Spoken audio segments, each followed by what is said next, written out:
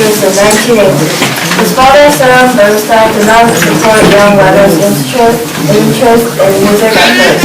Besides this, his father took him to many orchestra concerts. At one of these concerts, he heard a piano performance that captured him. It was then that he began to learn to play the piano. In 1934, Bernstein enrolled at Harvard University where he studied music with Walter Piston. After finishing his music studies at Harvard, he attended the Crusade Institute of Music in Philadelphia, where he studied piano, conducting, and composition. While at the Crusade Institute, Bernstein was awarded the only A grade in conducting that his teacher, Fritz Renner, ever gave. In 1943, when Bernstein was still very young, he was appointed to his first permanent conducting post as assistant conductor of the New York Philharmonic. On November 14, 1943, he was asked to substitute for principal conductor Bruno Walter, who was not feeling well. With just a few notice, Bernstein accepted. The Colonel Hall concert with a broadcast nationally on the radio received critical acclaim. Leading orchestras worldwide were asking him to be a guest conductor.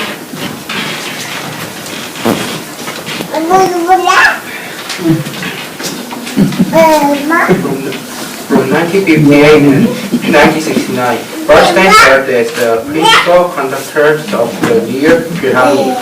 During his time with the New York Philharmonic, Bernstein conducted the orchestra for the CBS television series Young People's Concert.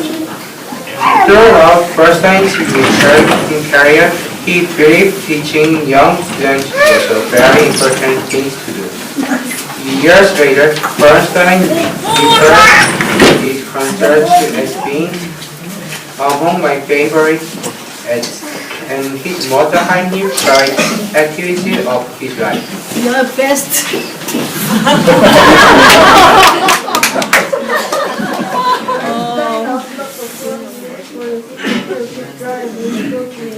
His first large-scale work for symphony orchestra, Symphony No. 1 Jeremiah, received the New York Music Critics Award.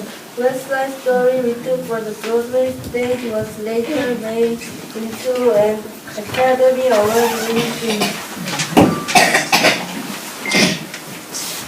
Aaron Copland was born in Brooklyn, New York on November 14, 1900 to Jewish parents who immigrated from Russia.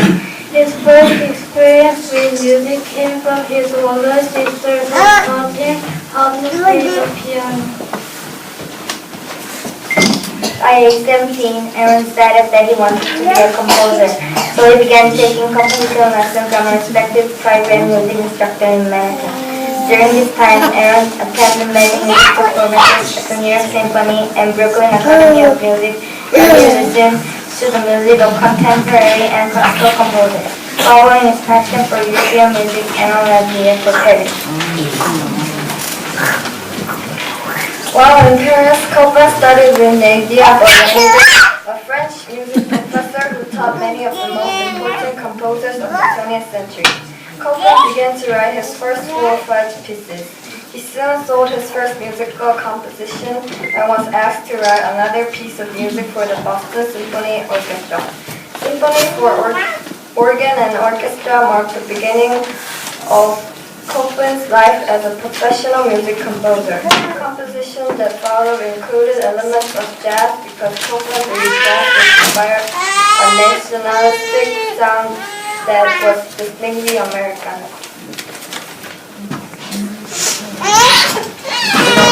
In the late 1920s, Copland shifted his interest to popular folk music. It was with this new interest that Copland would forge a new and dynamic symphony style.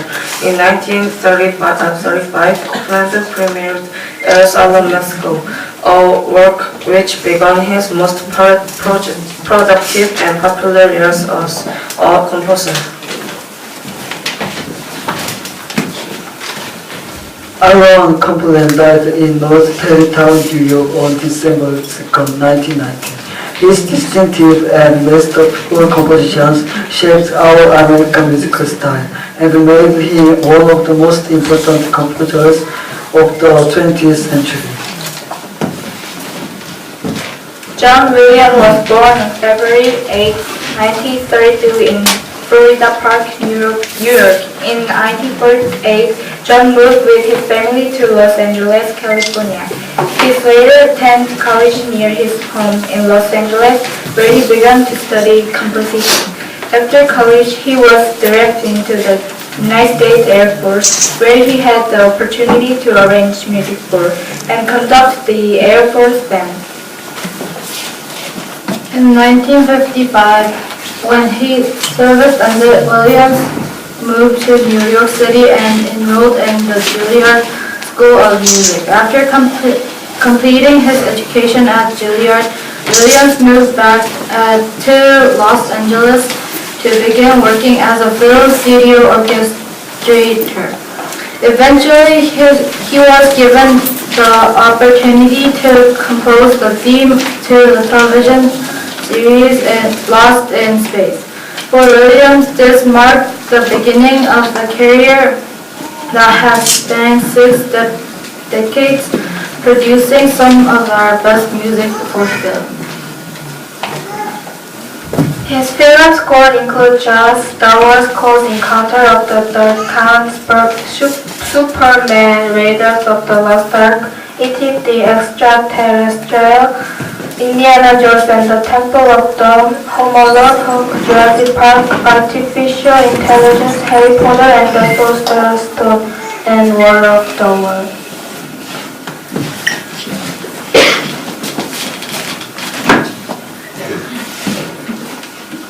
In total, John Williams has received 5 Academy Awards and 45 Academy Award nominations together with composer Alfred Newman.